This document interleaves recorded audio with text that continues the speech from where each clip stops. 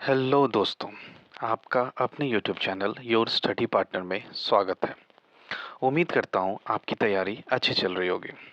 आज मैं आपके लिए बीपीएससी 69th प्री एग्ज़ाम के पॉइंट ऑफ व्यू से एक बहुत इंपॉर्टेंट टॉपिक बजट 2023-2024 पे वीडियो लाया हूँ। इसमें हम लोग एकदम बजट को टू द पॉइंट सिर्फ बिहार प्री को ध्यान में रखते हुए पढ़ेंगे, और सिर्फ पढ़ेंगे ही नहीं, याद भी करने की कोशिश करेंगे। तो वीडियो के अंत तक बने रहें। तो चलिए शुरू करते हैं। हमारा सेंट्रल जनरल बजट 2023-2024, ये बजट प्रेजेंट किया इस बार फाइनेंस मिनिस्टर हमारी श्रीमती निर्मला सीतारमन ने। ये उनका 5th यूनियन बजट था। ये पहला पॉइंट जो हमें याद रखना है, 5th union budget Nirmala Sitharaman ji का यह था। बजट प्रेजेंट हुआ 1 फरवरी 2023 को। 1 फरवरी 2023 को ये बजट प्रेजेंट किया गया। ये बजट यदि हम देखें तो टोटल हम अराउंड 45.3 लाख करोड़ का ये बजट है। 45.3 लाख करोड़, ये फिगर भी हमें ध्यान में रखना है। ये बजट पिछले बजट से 7.5% ज़्यादा है। एक बात और हमें ध्यान रखनी है शुरू में ही कि ये पहला बजट है अमृतकाल का। अमृतकाल आप जानते हो, अभी इंडिया ने 1 साल पहले 75th इंडिपेंडेंस ईयर अपना मनाया। तो अभी से लेकर के जो हम लोग 100th इंडिपेंडेंस ईयर मनाएंगे, इस बीच में हम लोग अमृतकाल में, तो ये पहला बजट है अमृतकाल का। इसमें सबसे इम्पोर्टेंट हमें अभी ध्यान रखनी है शुरू में, वो है 7 प्रायोरिटीज़, जिसको कि सप्तऋषि कहा गया है बजट में। तो बजट 2023-24 में 7 प्रायोरिटीज़, जिनको कि सप्तऋषि कहा गया। ये वर्ड याद रखेंगे हम लोग, सप्तऋषि। इनमें 7 चीज़ें कौन कौन सी हैं देखते हैं एक एक करके। सबसे पहला है इंक्लूसिव डेवलपमेंट, नेक्स्ट है इंफ्रास्ट्रक्चर एंड इन्वेस्टमेंट, थर्ड है ग्रीन ग्रोथ, फोर्थ है फाइनेंशियल सेक्टर, फिफ्थ है reaching the last man, sixth है अनलीशिंग द पोटेंशियल, सेवेंथ है यूथ पावर। इसको याद कैसे कर सकते हैं? इंक्लूसिव डेवलपमेंट क्या होता है? जो कि लास्ट मैन तक रीच हो। Inclusive development, reaching the last man, इसको इससे रिलेट करेंगे। इंफ्रास्ट्रक्चर एंड इन्वेस्टमेंट, इंफ्रास्ट्रक्चर कैसा होना चाहिए? ग्रीन होना चाहिए। हम लोग जानते हैं क्लाइमेट चेंज के प्रति हम लोग काफ़ी सेंसिटिव हो गए। इंफ्रास्ट्रक्चर ग्रीन होना चाहिए। इन्वेस्टमेंट ज़रूरी है ग्रोथ के लिए, और इन्वेस्टमेंट कहाँ करेंगे? फाइनेंशियल सेक्टर में। तो इसे याद करेंगे, inclusive development, reaching the last man, infrastructure, green growth, investment, financial sector. 2 बज गए। अनलीशिंग द पोटेंशियल, किसके पोटेंशियल को अनलीश करना है? यूथ पावर को। तो ऐसे करके ये 7 तो हम याद रखेंगे, ये 7 हमें इंपॉर्टेंट है याद रखना है। नेक्स्ट हम लोग देखते हैं बजट के एस्टिमेट्स 2023-24 में क्या क्या एस्टिमेट्स है बजट के। ऊपर हमने देखा कि जो बजट हमारा टोटल है वो 45.03 लाख करोड़ है। ये फिगर हमारे ध्यान में रहना चाहिए, जिसमें एक सम अबाउट हमारे फिगर में थोड़ा बहुत ध्यान में रहना चाहिए कि हाँ, कैपिटल एक्सपेंडिचर 10 लाख करोड़ था। रेवेन्यू एक्सपेंडिचर हमेशा ज़्यादा होती है, तो 35 लाख करोड़ था। ये उतना इंपॉर्टेंट नहीं है। ये देखिए, सबसे इंपॉर्टेंट यहाँ पे जो फिगर है वो है फिस्कल डेफिसिट का, और इसका ईयर ज़रूर हम लोग ध्यान में रखेंगे। फिस्कल डेफिसिट 2022-23, मतलब लास्ट ईयर के फिजिकल गवर्नमेंट जो सेंट्रल गवर्नमेंट की रही है वो है 6.4% of GDP. Last year 6.4% of GDP. और जो बजट एक्सपेक्ट कर रही है कि नेक्स्ट, यानी कि अभी जो फाइनेंशियल ईयर चल रही है 2023-24 जब खत्म हो, तो बजट ये एक्सपेक्ट करे कि 5.9% जीडीपी हमारा रहेगा। हमेशा एक्सपेक्टेशन जो है वो एक्चुअल से कम रहती है फिजिकल डेफिसिट में, क्योंकि सरकार हमेशा कोशिश करती है कि वो फिजिकल डेफिसिट को कम करती जाए। तो 5.9% 2023-24 के लिए, 2022-23 के लिए 6.4%, ये ज़रूर हम ध्यान रखेंगे। थोड़ा बहुत प्राइमरी डेफिसिट का फिगर ध्यान में रख सकते हैं, उतना ज़रूरी नहीं है जितना फिजिकल डेफिसिट, बट ये 2.3% ऑफ जीडीपी है। चलिए अब आगे बढ़ते हैं। अब देखते हैं कि बजट में जो है वो किन किन सेक्टर्स पे कितना खर्च कर रही है गवर्नमेंट। तो ये जो टॉप 3 हमें ध्यान में रखना है। तो सबसे ज़्यादा जो गवर्नमेंट एक्सपेंडिचर कर रही है वो है डिफेंस मिनिस्ट्री कर रही है। अराउंड 6 लाख करोड़ हम लोग कह सकते हैं यहाँ पे।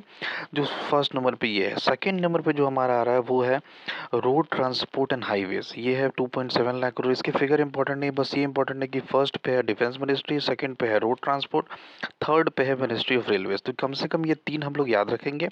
होम मिनिस्ट्री हम लोग देख सकते हैं 5th नंबर पे, एजुकेशन 6 पे, पर टॉप 3 हमें ध्यान में रहना चाहिए। फर्स्ट पे डिफेंस मिनिस्ट्री, सेकंड पे रोड ट्रांसपोर्ट, थर्ड पे मिनिस्ट्री ऑफ रेलवेज। अब आगे बढ़ते हैं। अब बजट में जो फंड एलोकेशन हुए हैं, जो वेरियस गवर्नमेंट स्कीम्स हैं, जो इंपॉर्टेंट स्कीम्स है, उसमें कितना फंड एलोकेट हुआ है, कुछ इंपॉर्टेंट स्कीम्स को हम लोग देखेंगे। इसमें क्वेश्चन आ सकते हैं, जैसे जल जीवन मिशन पे इस बजट में कितना करोड़ रुपए अलॉट हुआ है। तो 70,000 करोड़ रुपीज़ जो है वो जल जीवन मिशन पे गवर्नमेंट खर्च करी। कितनी? 70,000 करोड़ रुपीज़।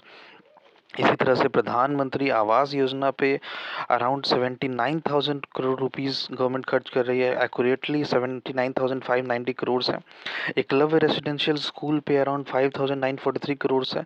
इससे ज़्यादा इंपॉर्टेंट है पीएम किसान पे 60,000 करोड़ है।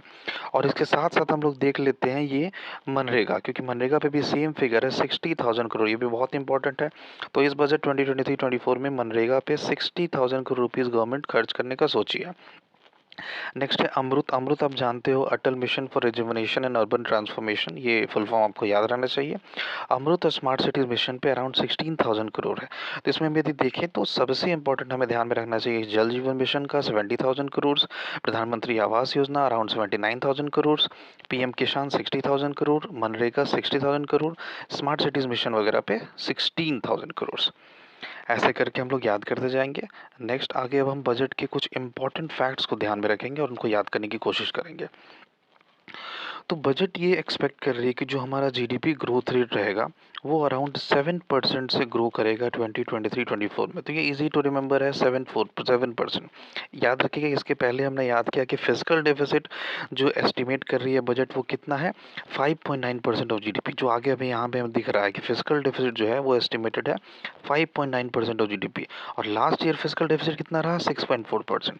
तो जब क्वेश्चन आए तो ईयर जरूर हम लोग देखेंगे कि 2023 का पूछा हुआ या 2022-23 का। देखिए, जो पर कैपिटा इनकम है, per capita income more than double हो गई। ये लास्ट ईयर से नहीं है, गवर्नमेंट का एक बेंचमार्क था, इसने 9 ईयर्स पहले का बता रहे हैं कि वो उसके कंपैरिजन में 1 पॉइंट, लेकिन इंपॉर्टेंट हमारे लिए ये है कि हमें ये याद रखें कि 1.97 लाख ये नॉमिनल रेट पर है। 1.97 लाख जो है हमारा पर कैपिटा इनकम हो गया, मतलब प्रति व्यक्ति आय। नेक्स्ट है जीएसटी की monthly revenue around 1.5 lakh crore रहती है, या पढ़ते रहते होंगे। तो जीडीपी ग्रोथ रेट है 2023-24 में, ऊपर हमने देखा 7%, तो ये 7% है, यहाँ 10.5% कैसे हो गया, क्योंकि ये 10.5% नॉमिनल जीडीपी ग्रोथ रेट है जो कि इन्फ्लेशन को कंसिडर नहीं करती है। और जो 7% वाली है ये हमारे रियल जीडीपी ग्रोथ रेट है।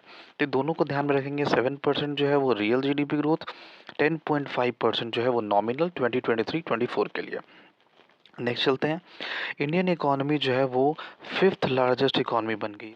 इंटरेस्ट पेमेंट, आप सभी जानते होंगे कि इंटरेस्ट पेमेंट पे हम लोग सबसे ज़्यादा जो है सरकार को खर्च करना पड़ता है। टोटल रेवेन्यू एक्सपेंडिचर का इंटरेस्ट पेमेंट 30.8% है, जो कि अराउंड 10.8 लाख करोड़ है। ये हम ध्यान रखें कि इंटरेस्ट पेमेंट रेवेन्यू एक्सपेंडिचर का कितना है, 30.8%। नेक्स्ट हमने ये देख लिया फिजिकल डेफिसिट 5.9% इस ईयर के लिए। अब गवर्नमेंट ये एस्टिमेट कर रही है कि वो 2025-26 तक अपने फिजिकल डेफिसिट को 4.5% पर ले आएगी। तो ऐसे याद रखेंगे हम लोग कि किस ईयर तक हम लोग ले आना है 4.5%, 2025-26 तक 4.5%। अभी जो टैक्स स्लैब्स का जिक्र है, तो टैक्स स्लैब्स पहले 7 हुआ करते थे, अब जो टैक्स स्लैब्स घट करके सिर्फ 5 हो गए। तो याद रखेंगे इस बजट में कितने टैक्स स्लैब्स की बात की गई है, तो सिर्फ 5। अब 7 लाख तक जो अर्न कर रहे हैं उन पे कोई भी टैक्स नहीं लगेगा। जो अग्निवीर है हमारे, नेक्स्ट पॉइंट ये है कि जो अग्निवीर है उनको जो भी पेमेंट होगी वो टैक्स फ्री होगी, उन पे कोई भी चार्ज नहीं होगा, उनके पेमेंट पे वो पूरा टैक्स फ्री होगा। नेक्स्ट देखिए हम लोग, नेक्स्ट इंपॉर्टेंट पॉइंट, यहाँ पे हमें कुछ ऐसा इंपॉर्टेंट पॉइंट नहीं दिख रहा है हमारे हिसाब से। यहाँ पे हम लोग देख सकते हैं कि 102 करोड़ लोगों को गवर्नमेंट ने वैक्सीनेट किया है, जो 220 करोड़ वैक्सीनेशन दिए गए हैं 102 करोड़ लोगों को। तो ये फिगर थोड़ा हम लोग ध्यान में रखेंगे, पूछा जा सकता है। आगे बढ़ते हैं, इसमें हम लोग देखें कि तो एक गवर्नमेंट में एक सम्मान बचत पत्र की बात की गई है, महिला सम्मान बचत पत्र। ये एक one time small saving scheme है। क्या है ये, one time small saving scheme. एक बार में आपको जमा करना होगा 2 पीरियड के लिए, 2 साल के लिए, 2023 से लेकर के 2025 तक। क्या नाम है इस बचत पत्र का, महिला सम्मान बचत पत्र। नेक्स्ट इंपॉर्टेंट पॉइंट हमारे लिए है कि जो एग्रीकल्चरल सेक्टर में स्टार्टअप्स को इनकरेज करने के लिए गवर्नमेंट एक क्रिएट कर रही है एग्री एक्सेलेरेटर फंड, जो कि जो हमारे युवा एंटरप्रेन्योर्स है, यंग एंटरप्रेन्योर्स है रूरल एरियाज में, उनको इनकरेज करेंगे। इसके बाद हम लोग देखेंगे कि हॉर्टिकल्चर क्रॉप्स के लिए गवर्नमेंट प्रोग्राम क्या लाई है, self reliant clean plant programme. तो आपको ये बस रिलेट करने आना चाहिए कि हॉर्टिकल्चर क्रॉप आए तो आप इधर देखो self reliant clean plant programme. इसका आउटले अराउंड 2200 करोड़ है। बस मोस्ट इंपॉर्टेंट है ये दोनों कीवर्ड्स आपके लिए। नेक्स्ट है प्रधानमंत्री विश्वकर्मा कौशल सम्मान। अब ये गवर्नमेंट इस स्कीम का नाम पीएम विकास भी जाना जाता है। प्रधानमंत्री विश्वकर्मा कौशल सम्मान जो है, ये एक स्किल ट्रेनिंग दिया जाएगा। जो भी हमारे ट्रेडिशनल आर्टिसंस हैं और क्राफ्ट्समैन हैं, उनको स्किल ट्रेनिंग देने के लिए पीएम विकास या प्रधानमंत्री विश्वकर्मा कौशल सम्मान। तो ये याद रखिए, ये हमारे बजट में इस बार है ये मेंशन। उसके बाद देखेंगे दो है, एक रिलेटेड स्कीम है विश्वास से विश्वास वन। ये विश्वास से विश्वास वन जो है, ये है कॉन्ट्रैक्ट एग्जीक्यूशन के लिए, एमएसएमई के लिए। तो जब भी वन की बात हो विश्वास से विश्वास, तो एमएसएमई आ जाएगा। यदि बात हो विश्वास से विश्वास टू का, तो यहाँ पे गवर्नमेंट और गवर्नमेंट अंडरटेकिंग के बीच की बात आ जाएगी। तो जो भी सेटलमेंट ऑफ डिस्प्यूट्स होने हैं गवर्नमेंट और गवर्नमेंट अंडरटेकिंग का, ये विश्वास से विश्वास टू। तो कंफ्यूज नहीं होना है, वन है एमएसएमई के लिए, टू है गवर्नमेंट और गवर्नमेंट अंडरटेकिंग के लिए। नेक्स्ट बजट में बात की गई है क्रिएट करने की नेशनल फाइनेंशियल इंफॉर्मेशन रजिस्ट्री। तो आपको सवाल आ सकता है कि किस तरह की रजिस्ट्री की क्रिएट करने की बात की बजट में। तो नेशनल फाइनेंशियल इंफॉर्मेशन रजिस्ट्री, ये आप ध्यान रखेंगे। आगे बढ़ते हैं। नेक्स्ट है कि sickle cell anaemia eradication mission start होगा। तो इस तरह से क्वेश्चन फ्रेम किया जा सकता है कि कौन सी जेनेटिक डिजीज़ की बात की, हेरिडिटरी डिजीज़ की बात की गई। तो सिकल सेल एनीमिया के इरेडिकेशन के लिए गवर्नमेंट जो है वो बात कर रही है। नेक्स्ट है नेशनल डिजिटल लाइब्रेरी सेटअप होनी है। गवर्नमेंट बोल रही है कि वो एक नेशनल डिजिटल लाइब्रेरी सेटअप करेगी। आगे बस इंपॉर्टेंट पॉइंट देखिए, यहाँ पे इंपॉर्टेंट पॉइंट्स आपके लिए नहीं है। आगे बढ़ते हैं हम लोग। यहाँ पे देखिए, अर्बन इंफ्रास्ट्रक्चर के लिए गवर्नमेंट क्रिएट कर रही है अर्बन इंफ्रास्ट्रक्चर डेवलपमेंट फंड। किन किन शहरों के लिए, टीयर 2 और टीयर 3। याद रखिए, टीयर 1 इसमें नहीं है, टीयर 2 और टीयर 3 सिटीज़ के लिए गवर्नमेंट इस्टेब्लिश कर रही है अर्बन इंफ्रास्ट्रक्चर डेवलपमेंट फंड यूआईडीएफ, जो कि मैनेज की जाएगी किनके द्वारा, नेशनल हाउसिंग बैंक यानी कि एनएचबी के द्वारा मैनेज की जाएगी urban infrastructure development fund. Next, आप लोग जानते हो कि डिजी लॉकर की आपने बात सुनी होगी, जहाँ पे आप अपने डॉक्यूमेंट्स को ऑनलाइन स्कैन करके रखते हो। उसी तरह से अब एक कॉरपोरेट डिजी लॉकर की बात की है इस बजट में। कॉरपोरेट डिजी लॉकर, जहाँ पे सिक्योरली आप डॉक्यूमेंट्स को शेयर कर सकते हो। तो कॉरपोरेट सेक्टर के लिए कॉरपोरेट डिजी लॉकर की बात की गई है। नेक्स्ट, एक बहुत इंपॉर्टेंट स्कीम जो बजट ने जिक्र की है वो है गोवर्धन। तो सबसे पहले आपको गोवर्धन का फुल फॉर्म याद रहना चाहिए, galvanising organic bio agro resources धन। Gobardhan galvanising organic bio agro resources धन। गोवर्धन में ये बेसिकली एक waste to income generation plant है, जिसमें कि 500 न्यू रेसिडुअल इनकम प्लांट जो है सेटअप करेंगे गोवर्धन में। तो याद रखिएगा ये। नेक्स्ट हम लोग देखेंगे क्या इंपॉर्टेंट है, तो एक अपर भद्रा प्रोजेक्ट के बारे में है। इसके बारे में बस इतना ध्यान रखिए कि अपर भद्रा प्रोजेक्ट किससे रिलेटेड है, तो परमानेंट माइक्रो इरिगेशन के लिए। तो माइक्रो इरिगेशन से लिंक कर दीजिएगा आप अपर भद्रा प्रोजेक्ट को। आगे देखते हैं, इंडिया को मेक एआई इन इंडिया और make AI work for India, इस विज़न को रियलाइज़ करने के लिए इंडिया में आर्टिफिशियल इंटेलिजेंस को और बढ़ावा देने के लिए गवर्नमेंट जो है 3 centres of excellence for artificial intelligence setup करेगी इंडिया के टॉप एजुकेशनल इंस्टीट्यूशंस में। तो centres of excellence for AI अच्छे अच्छे एजुकेशनल इंस्टीट्यूशन में सेटअप किए जाएंगे। नेक्स्ट, एक बहुत इंपॉर्टेंट आप ध्यान रखिएगा, पीएम प्रणाम प्रोग्राम। पीएम प्रणाम प्रोग्राम, जैसे ही प्रणाम प्रोग्राम की बात आए आप इनको रिलेट करिए फर्टिलाइजर्स और केमिकल फर्टिलाइजर्स से क्लियरली, क्योंकि गवर्नमेंट पीएम प्रणाम ला रही है ताकि वो अल्टरनेटिव फर्टिलाइजर्स को, जो कि कम हानिकारक हो हमारे इन्वायरमेंट के लिए, उनको प्रमोट करने के लिए, थोड़ा climate friendly environment friendly fertilisers को प्रमोट करने के लिए गवर्नमेंट ने लाया है पीएम प्रणाम प्रोग्राम। ये बात आप याद रखिएगा, एकदम बहुत इंपॉर्टेंट है। नेक्स्ट चलते हैं, अमृत धरोहर स्कीम। अमृत धरोहर स्कीम जो है, अमृत धरोहर स्कीम रिलेटेड है किससे, ऑप्टिमम यूज ऑफ वेटलैंड से। तो आपको मेनली कीवर्ड्स पे फोकस करना है ताकि एग्जाम में आप तुरंत पिक कर सको। अमृत धरोहर स्कीम किससे रिलेटेड है, वेटलैंड्स के यूज़ के लिए। तो ऑप्टिमम यूज ऑफ वेटलैंड्स के लिए गवर्नमेंट लाई है ताकि अच्छे से वेटलैंड का यूज हो सके, अमृत धरोहर स्कीम। नेक्स्ट देखते हैं, एक ग्रीन क्रेडिट प्रोग्राम, यहाँ पे हम देख सकते हैं इन्वायरमेंट प्रोटेक्शन एक्ट के तहत एक ग्रीन क्रेडिट प्रोग्राम ला रही है इन्वायरमेंटली रिस्पॉन्सिबल प्रोग्राम्स के लिए। आगे यहाँ पे देखिए मिष्टी। अब ये छोटा सा दिया हुआ है स्कीम, लेकिन एग्जाम में पूछने लायक है कि मिष्टी प्रोग्राम किससे रिलेटेड है, मैंग्रोव प्लांटेशन के लिए।